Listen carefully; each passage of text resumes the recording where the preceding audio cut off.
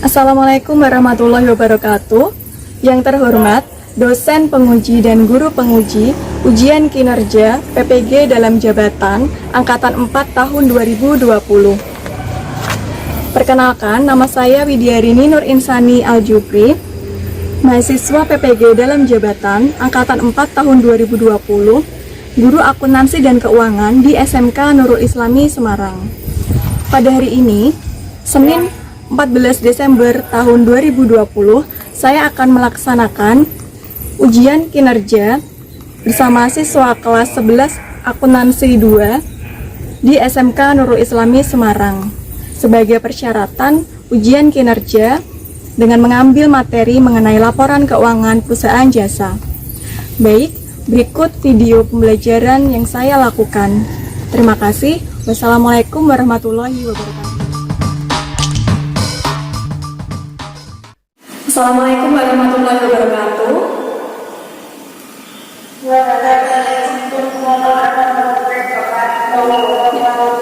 Selamat pagi. Iya, oke. Yang keempat sekali lagi. Selamat pagi.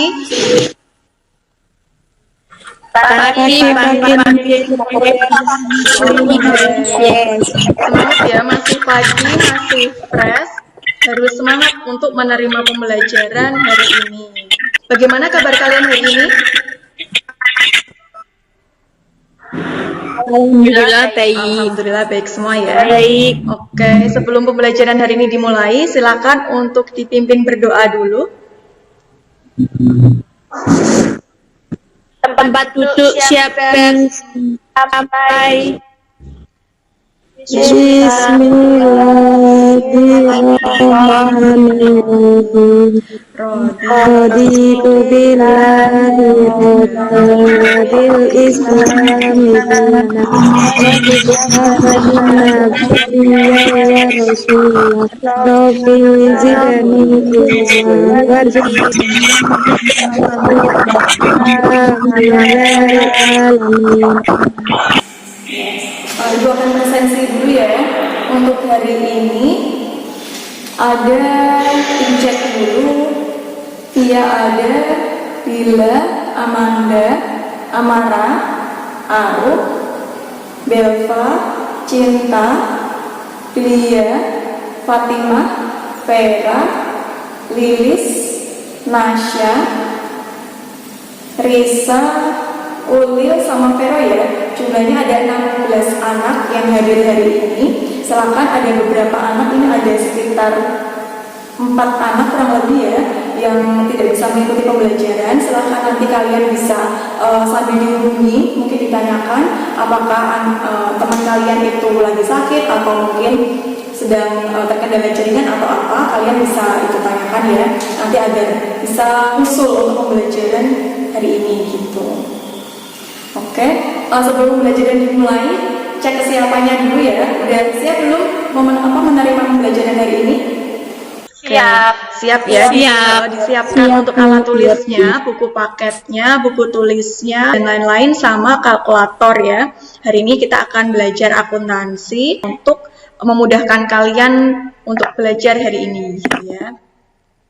Nah, di pertemuan sebelumnya masih ingat kita sudah belajar mengenai neraca lajur ya, di mana di dalam neraca lajur tersebut merupakan rangkuman ya dibuat oleh perusahaan untuk membantu dalam penyusunan laporan keuangan ya. Nah, di pertemuan hari ini berdasarkan siklus akuntansi ya, setelah kita itu membahas atau mempelajari mengenai neraca lajur, kita membahas mengenai laporan keuangan. Nah, laporan keuangan ini merupakan tahap pelaporan ya. Jadi, akuntansi dalam siklus akuntansi itu terdapat berapa siklus? Berapa tahap? Masih ingat? Ada 3 ya. tahap pencatatan, di mana tahap pencatatan itu ada jurnal umum ya. Dari bukti transaksi kemudian dibuat jurnal umum, kemudian ada juga yang kedua ada tahap pengikhtisaran ya, dan yang ketiga tahap yang terakhir adalah tahap laporan, di mana di tahap laporan ini perusahaan itu menyusun yang namanya laporan keuangan gitu ya. Jadi hari ini kita akan mempelajari mengenai laporan keuangan. Nah, sebelum masuk ke materi, jadi nanti kegiatan yang akan kita laksanakan hari ini, nanti Ibu akan menyampaikan terlebih dahulu materi mengenai laporan keuangan ini ya. Untuk materinya, terus bahan ajarnya, kemudian LKPD yang harus kalian kerjakan di pertemuan hari ini, Ibu sudah upload di GC ya, atau Google Classroom. Kalian bisa cek, ada yang sudah cek mungkin, nah itu kalian bisa lihat. Nanti untuk selanjutnya setelah Ibu menyampaikan materi, Ibu akan membentuk kalian menjadi beberapa kelompok ya, di mana nanti setiap kelompok akan membuat pekerjaannya sesuai dengan pengelompokannya. Kemudian nanti silakan kalian menunjuk perwakilannya untuk mempresentasikan atau memaparkan hasil diskusinya gitu ya. Nah, untuk penilaiannya Ibu nanti akan menilai kalian dari 3 aspek. Yang pertama itu ada aspek sikap. Jadi nanti Ibu lihat kalian nih keaktifannya gimana, sikapnya aktif enggak, kemudian kalian bersungguh-sungguh enggak dalam menerima pembelajaran gitu. Terus nanti juga dari aspek pengetahuan nanti dari hasil kalian diskusi, dan nanti ada juga di akhir ada kuis ya. Kemudian juga nanti ada penilaian keterampilan. Nah, penilaian keterampilan itu juga nanti diambilkan dari hasil proyeknya kalian pas diskusi. Oke, kita langsung masuk saja ya, kita lanjutkan materi hari ini mengenai laporan keuangan. Ibu akan share screen. Nah, hari ini kita akan mempelajari materi mengenai laporan keuangan untuk perusahaan jasa. Nah, sebelum masuk ke penyampaian materinya, terlebih dahulu Ibu akan menyampaikan untuk kompetensi dasarnya ya. Jadi, kompetensi dasar yang akan kita pelajari di pertemuan hari ini, itu yang pertama adalah menganalisis akun-akun yang terkait dalam penyusunan laporan laba rugi, perubahan modal, neraca, dan arus kas untuk perusahaan jasa. Kemudian yang kedua, kalian diharapkan untuk menyusun laporan laba rugi, perubahan modal, neraca, arus kas untuk perusahaan jasa. Nah, kemudian untuk indikator pencapaian kompetensi dan tujuan pembelajaran yang diharapkan kalian itu bisa capai, itu yang pertama, diharapkan kalian mampu menganalisis akun-akun yang terkait penyusunan laporan laba rugi, perubahan modal, neraca, dan arus kas perusahaan jasa. Kemudian kalian mampu menganalisis dan menyusun laporan laba rugi, mampu menganalisis dan menyusun laporan perubahan ekuitas, menganalisis dan menyusun laporan neraca, dan menganalisis dan menyusun laporan arus kas. Ya, jadi itu beberapa hal tujuan yang harus kalian capai di pertemuan pada hari ini.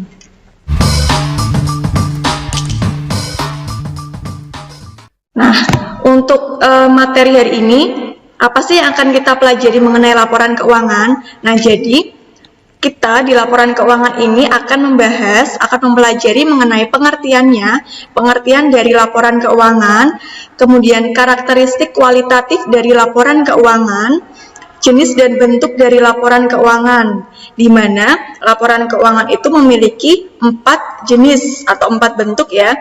Yang pertama itu ada laporan laba rugi, kemudian laporan perubahan ekuitas, neraca, dan laporan arus kas. Oke, kita masuk dulu untuk yang pertama, yaitu mengenai pengertian laporan keuangan. Nah, laporan keuangan itu apa sih? Ya, jadi menurut SAK atau Standar Akuntansi Keuangan nomor 2 tahun 2009 itu laporan keuangan merupakan laporan yang dirancang untuk memberikan informasi yang menyangkut posisi keuangan dari sebuah perusahaan untuk nantinya digunakan sebagai pembuatan keputusan ekonomi. Ya, itu adalah pengertian dari laporan keuangan. Kemudian karakteristiknya, jadi laporan keuangan ini memiliki beberapa karakteristik. Yang pertama yaitu dapat dipahami. Maksudnya, jadi laporan keuangan itu yang disajikan harus mudah dipahami oleh si pemakai. Nah, pemakai itu siapa? Pemakai itu ada dari pihak internal dan eksternal. Internal itu ya berarti dari dalam perusahaan itu sendiri ya, ada karyawan, kemudian ada manajernya, dan lain-lain. Kemudian untuk pihak eksternalnya itu diantaranya ada dari pemerintah, kemudian nanti ada dari pihak lain yang membutuhkan laporan keuangan dari perusahaan tersebut, seperti itu. Nah, kemudian untuk karakteristik yang kedua yaitu relevan. Jadi informasi yang disajikan di laporan keuangan itu harus berkaitan dengan kebutuhan para pemakai dalam mengambil keputusan ekonomi. Nah, yang ketiga itu konsisten. Jadi maksudnya informasi yang ada dalam laporan keuangan itu harus sama antara transaksi yang satu dengan transaksi yang lain asalkan sejenis. Seperti itu. Nah, yang ketiga itu keandalan. Jadi maksudnya informasi dalam laporan keuangan itu harus jujur sesuai data atau kondisi yang ada, ya. Jadi data yang ditampilkan itu wajar dan jujur apa adanya.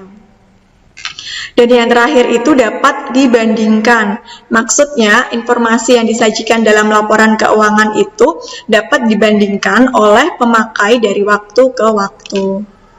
Itu karakteristiknya. Nah, kemudian ada jenis-jenis dari laporan keuangan. Nah, kalau menurut PSAK itu ada 5. Yang pertama itu ada laporan laba rugi, perubahan ekuitas, neraca, arus kas, dan yang kelima itu ada catatan atas laporan keuangan. Nah, selanjutnya kita masuk ke jenis laporan keuangan yang pertama, yaitu ada laporan laba rugi. Nah, jadi laporan laba rugi itu apa sih? Ya, laporan laba rugi itu merupakan laporan keuangan yang memberikan informasi keberhasilan yang dicapai atau kegagalan yang menimpa suatu perusahaan. Ya, jadi apakah perusahaan itu mengalami laba atau rugi itu bisa dilihat dari laporan laba ruginya. Nah, kemudian laporan laba rugi ini memiliki beberapa komponen. Yang pertama adalah pendapatan, yang kedua adalah beban, ketiga keuntungan, dan yang keempat adalah kerugian. Lanjut untuk bentuknya, jadi laporan laba rugi itu memiliki 2 bentuk ya. Yang pertama itu single step, yang kedua adalah multiple step. Nah, biar kalian nggak bingung, ini Ibu ada contohnya dari yang single step ya. Nah, ini ya, jadi pendapatan, untuk yang pendapatan jasa ini kan pendapatan operasional, sedangkan pendapatan komisi itu kan non operasional. Nah, ini digabung, diletakkan di atas ya, dijadikan satu di bagian akun pendapatan. Kemudian yang beban, untuk beban gaji, perlengkapan, penyusutan, dan asuransi ini kan masuk ke beban operasional. Sedangkan beban bunga itu kan non operasional. Nah, ini juga digabung jadikan satu menjadi akun beban ya, diletakkan di bawah seperti ini. Baru nanti antara pendapatan dan beban diselisihkan. Apabila pendapatannya itu lebih banyak daripada beban, otomatis perusahaan mengalami laba. Sedangkan kalau misalkan bebannya lebih banyak daripada pendapatan, berarti mengalami rugi. Nah, kalau yang multiple step nanti bentuknya seperti ini. Ya, jadi atas itu yang operasional dulu ya. Jadi pendapatan operasional tadi kan jasa. Nah, silakan ditulis dulu yang pendapatan operasional. Bebannya pun juga ditulis dulu yang beban operasional. Kemudian kalian hitung selisihnya. Kemudian ditemukan laba operasional. Ya, begitupun yang non operasional. Ya, jadi untuk yang bawahnya itu yang pendapatan dan beban non operasional ya, ada pendapatan komisi dan beban bunga. Kemudian diselisihkan sehingga nanti untuk yang laba operasionalnya itu berapa dan laba non operasionalnya itu berapa, silakan dijumlah. Gitu ya. Nah, itu yang laporan laba rugi. Kemudian lanjut untuk yang laporan kedua yaitu laporan perubahan ekuitas. Ya, jadi laporan perubahan ekuitas itu apa sih? Laporan perubahan ekuitas itu merupakan laporan yang menggambarkan perubahan yang terjadi pada ekuitas pada suatu periode. Ya, jadi nanti dengan adanya laporan perubahan ekuitas ini perusahaan jadi tahu modal awalnya itu berapa, kemudian nanti modal akhirnya itu berapa, bisa lebih diketahui gitu dengan jelas. Nah, untuk yang laporan perubahan ekuitas ini ada beberapa komponen. Yang pertama adalah ekuitas awal atau modal awal. Yang kedua adalah saldo laba rugi periode yang bersangkutan. Jadi, tadi ya diambilkan dari laporan laba rugi, apakah perusahaan itu mengalami laba atau rugi, dimasukkanlah ke laporan perubahan ekuitas. Ya, kemudian komponen yang ketiga itu ada privo, dan yang keempat adalah ekuitas akhir atau modal akhir. Nah, kemudian untuk yang bentuk-bentuknya, perubahan ekuitas itu juga ada dua bentuk. Yang pertama itu untuk perusahaan perseorangan dan yang kedua adalah untuk perseroan terbatas. Jadi disesuaikan apakah perusahaan itu merupakan perusahaan perseorangan ataukah perusahaan yang berbentuk PT. Karena untuk susunannya antara laporan perubahan ekuitas yang untuk perusahaan perseorangan dengan yang untuk PT itu agak sedikit berbeda. Jadi nanti disesuaikan dengan jenis perusahaannya itu apa. Nah, ini ya contoh dari laporan perubahan ekuitas yang untuk perusahaan perseorangan. Jadi yang pertama itu modal pemilik dulu ya per 1 Januari tahun yang bersangkutan. Kemudian ditambah dengan setoran atau tambahan investasi apabila ada tambahan investasi. Kemudian dijumlah. Nah, kemudian ada laba bersih. Kalau misalkan perusahaan itu mengalami laba, berarti di sini ditulis laba bersih, berapa ditulis, kemudian privo, apabila perusahaan itu mengambil uang ya, untuk kepentingan pribadinya, silahkan ditulis sejumlah berapa di sini, sehingga nanti diketahui modal akhirnya per 31 Januari tahun yang bersangkutan itu berapa. Nah, bedanya kalau untuk yang perusahaan perseroan terbatas atau PT, di sini bukan modal pemilik ya, tapi laba ditahan. Laba ditahan per 1 Januari tahun yang bersangkutan sebesar berapa kalian tulis, kemudian apabila perusahaan itu mengalami laba ya ditulis, kemudian pembagian dividen ya.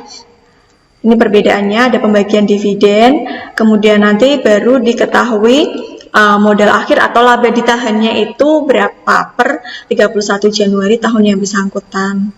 Jadi bedanya ada di ini ya, di awal, akhir, sama adanya pembagian dividen.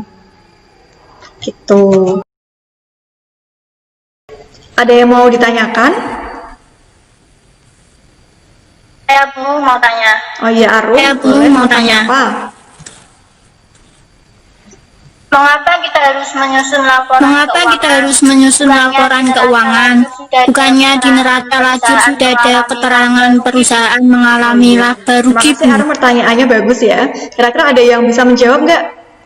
Kenapa kok kita masih harus menyusun laporan keuangan? Padahal kan di pertemuan sebelumnya ya, kita kan sudah membahas neraca lajur.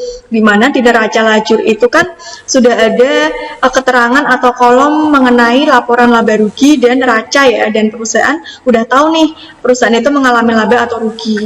Nah, kenapa kita masih tetap harus menyusun laporan keuangan? Ada yang tahu? Ada yang bisa menjawab? Belum ada. Ya udah, Ibu bantu menjawab, jadi nanti kalian bisa sambil memahami lagi ya untuk materi ini. Jadi kenapa kok kita masih harus menyusun laporan keuangan? Ya jadi untuk neraca lajur itu kan dibuat oleh perusahaan yang berfungsi untuk membantu perusahaan untuk penyusunan laporan keuangan. Jadi sebenarnya yang inti itu adalah laporan keuangannya. Gitu. Jadi laporan keuangan itu merupakan laporan ya yang harus dimiliki oleh perusahaan yang nantinya dapat diketahui oleh pihak lain nih, kira-kira perusahaan itu mengalami laba atau rugi, kemudian modalnya berapa, kasnya berapa, dan lain-lain itu dilihatkan dari laporan keuangan. Gitu Arum, sudah jelas? Sudah cukup dipahami belum? Sudah, Bu. Sudah, oke. Sudah, Bu. Pertanyaannya Arum. Ada yang ditanyakan lagi nggak yang lainnya? Oke, kalau cukup nanti kalau misalkan ada yang mau ditanyakan lagi, kalian bisa tanyakan ya. Nah, untuk berikutnya ini Ibu akan memberikan diskusi kasus ke kalian mengenai laporan keuangan. Jadi kalian akan Ibu bentuk gitu ya. Udah tahu ya pembagian kelompoknya ya? Ada yang masih bingung? Tidak, udah jelas ya. Oke, kalau udah jelas, kalian nanti akan Ibu kasih atau kasusnya sebenarnya sudah Ibu share di GC. Kalian bisa buka GC-nya. Sudah pada buka GC belum? Udah tahu soalnya yang di GC? Sudah, Bu. Sudah? Bu. Oke, yang lainnya? Sudah, Bu. Sudah ya? Kalau sudah berarti kalian nah itu ada satu data ya. Kemudian kalian silahkan membuat laporan keuangan sesuai bagian dari kelompok kalian masing-masing. Ya, kemudian nanti kalian silahkan tunjuk satu orang untuk perwakilan mempresentasikan jawaban dari kelompok kalian, hasil diskusi dari kelompok kalian, gitu ya. Oke, nah selama diskusi ini kalian bisa sambil mengemukakan pendapat atau kalian bisa sambil ngobrol sama teman-temannya, satu kelompok bisa diperbolehkan untuk diskusi. Oke, kalau nggak ada yang ditanyakan, silahkan untuk diskusinya bisa dimulai dari sekarang. Selamat mengerjakan ya. Ada yang kesulitan, udah selesai atau belum? Yang kesulitan yang mana bisa didiskusikan sebelum presentasi?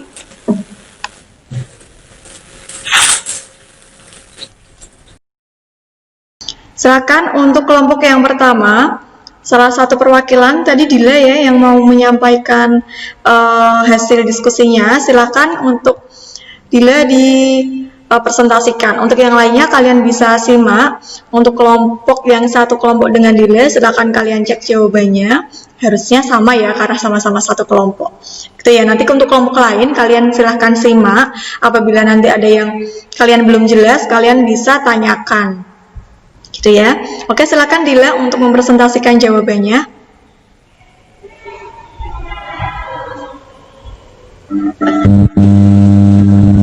Assalamualaikum warahmatullahi wabarakatuh. Waalaikumsalam Waalaikumsalam warahmatullahi wabarakatuh.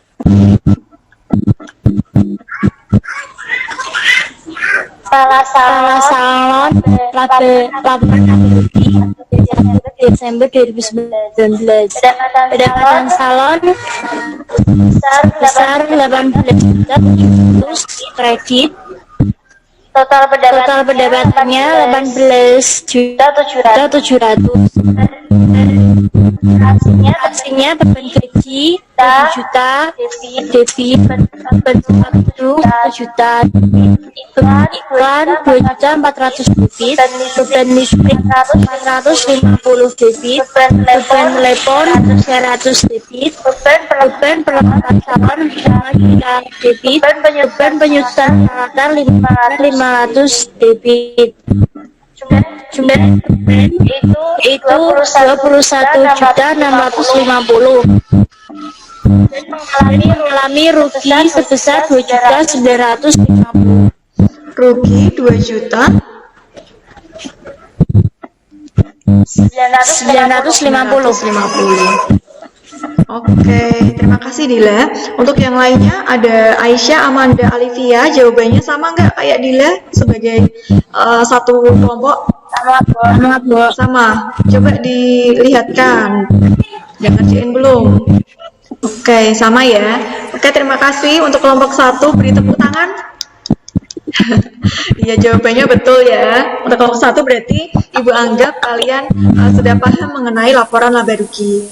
Nah, untuk dari kelompok lainnya ada yang mau ditanyakan untuk laporan laba rugi ini? Ada yang masih belum jelas? Ya, kalau jelas kita lanjut ke kelompok yang kedua. Oke, lanjut ke ada Amara, Arum, Belva, dan Cinta. Siapa yang mau presentasi?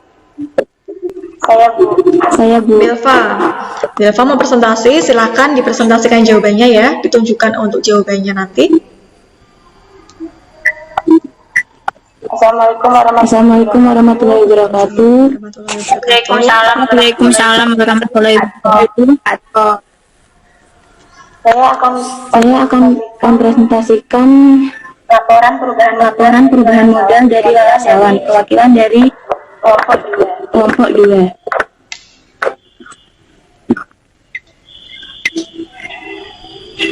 Oke, agak didekatkan sedikit. Yang pertama, modal awal lalapan sebesar 100 juta. Kemudian perusahaan mengalami rugi sebesar 2.950 dan price sebesar 2 juta. Kemudian rugi dan price dijumlah dan dikurangi dengan modal awal. Dan hasilnya 95.050.000. Itu modal akhir Lala Salon. Oke, ditemukan berapa untuk modal akhirnya?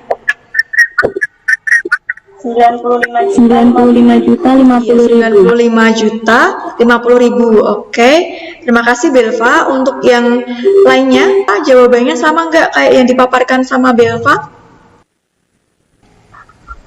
Sama, Bu. Oke, udah sama ya. Terima kasih untuk kelompok 2, kita beri aplaus. Ya, kelompok 2 udah betul ya jawabannya. Jadi Ibu simpulkan kalian paham ya tentang laporan perubahan ekuitas. Oke, terima kasih anak-anak sudah berpartisipasi untuk diskusi hari ini. Kalian semua hebat ya. Kalian semua bisa untuk menyelesaikan tugas yang Ibu berikan gitu ya. Semoga kalian bisa lebih paham, sudah paham dengan materinya. Oke, nah untuk menguji kalian itu masing-masing dari kalian sudah paham atau belum, Ibu ada kuis.